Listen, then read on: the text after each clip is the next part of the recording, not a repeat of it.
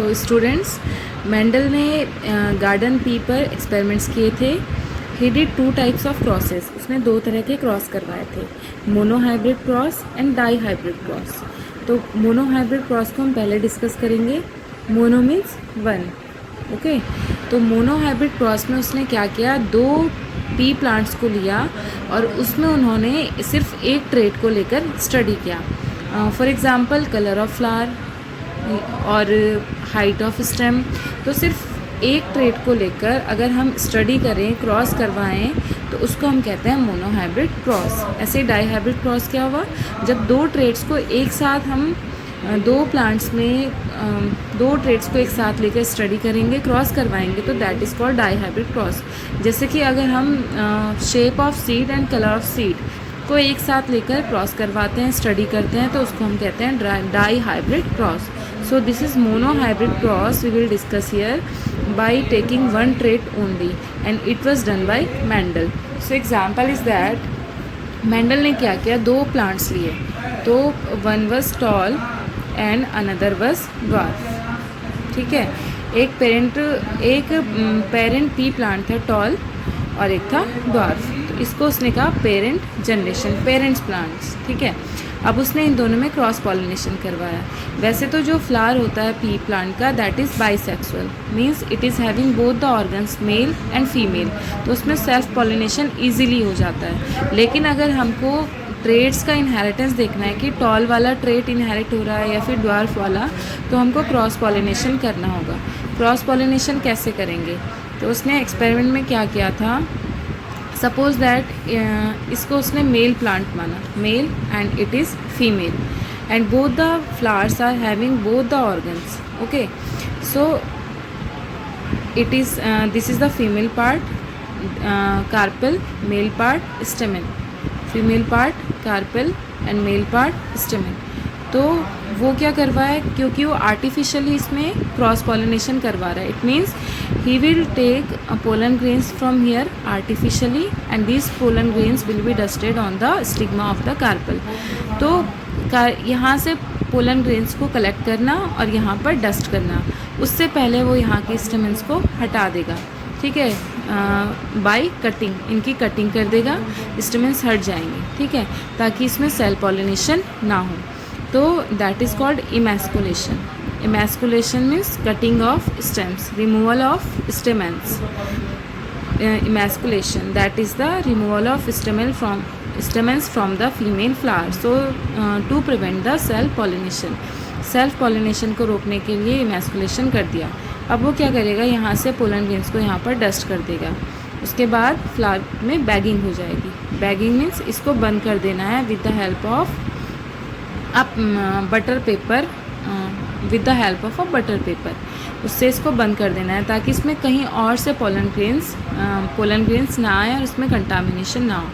After that the fertilization will occur, then the ovary will convert into fruit, then seeds will be formed. तो उसके बाद जो उसको seeds मिले, ठीक है, फ्यूज़न के बाद ओवरी फ्रूट बनता है, सीड्स बनते हैं। उसके बाद जो उसको सीड्स मिले, जब उसने उन सीड्स को फिर से अपने गार्डन में बोया, तो उसके बाद उसको जो प्लांट्स मिलेंगे after sowing the seeds of these parent generation, इस पेरेंट जनरेशन से जो सीड्स मिले थे उनको जब उसने सो किया था गार्डन में, तो उसके बाद जो उसको प्लांट्स मिलेंगे, it was called F1 generation.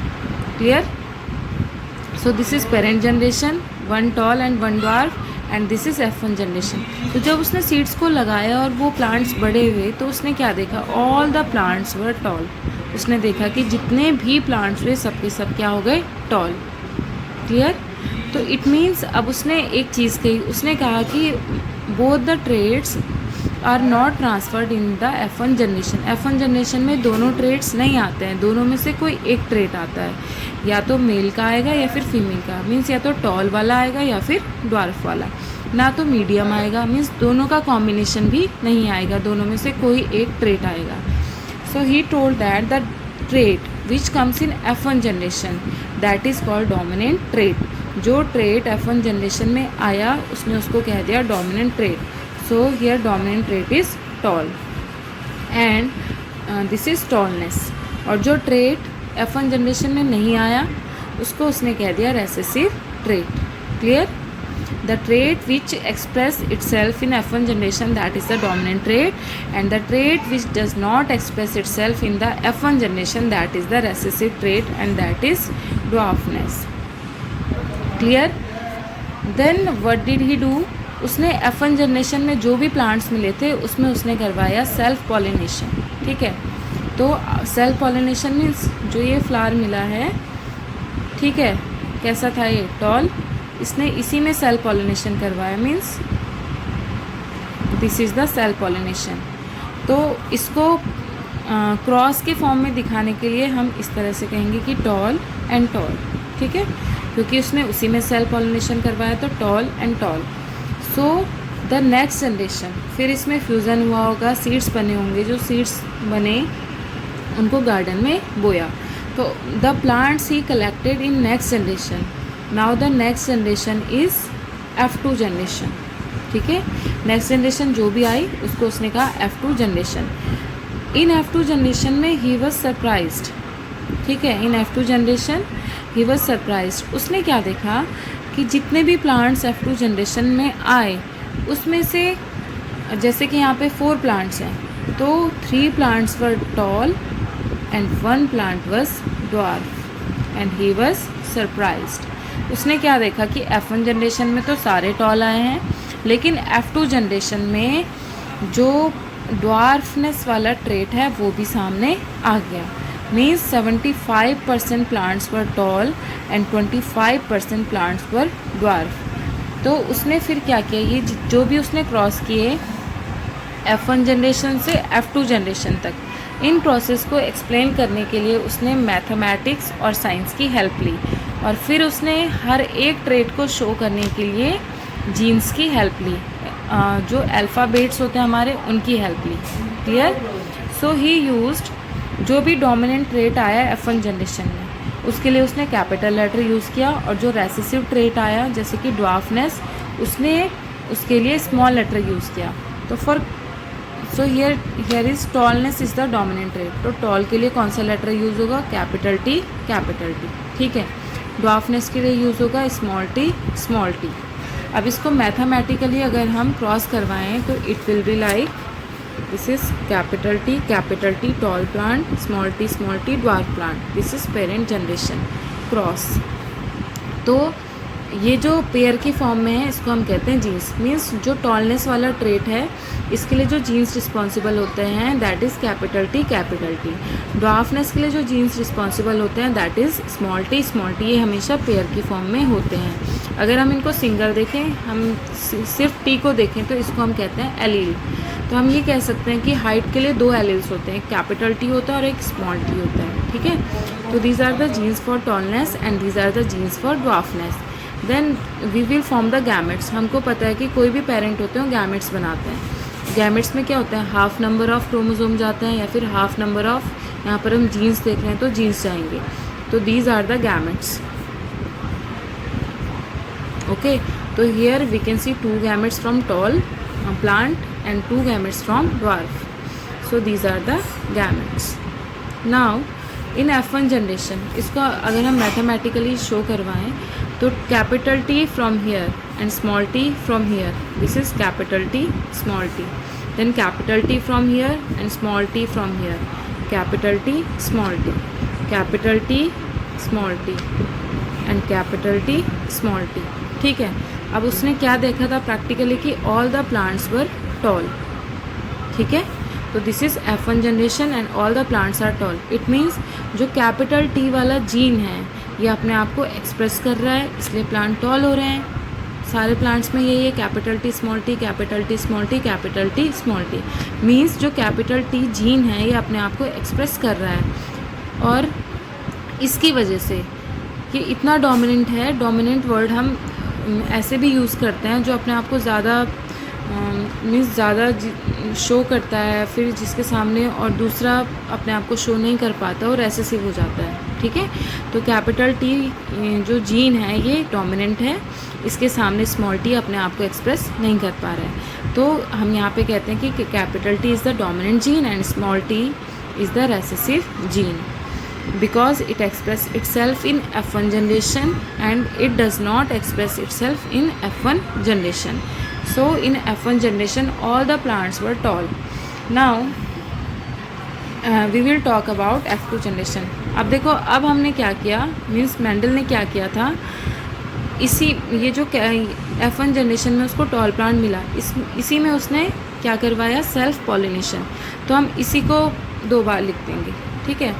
अब इसमें फिर से क्या होगा, gametes formation, capital T small T, 2 gametes बन गए, इसके भी 2 गैमेट्स बनेंगे, कैपिटल टी स्मॉल टी, ठीक है.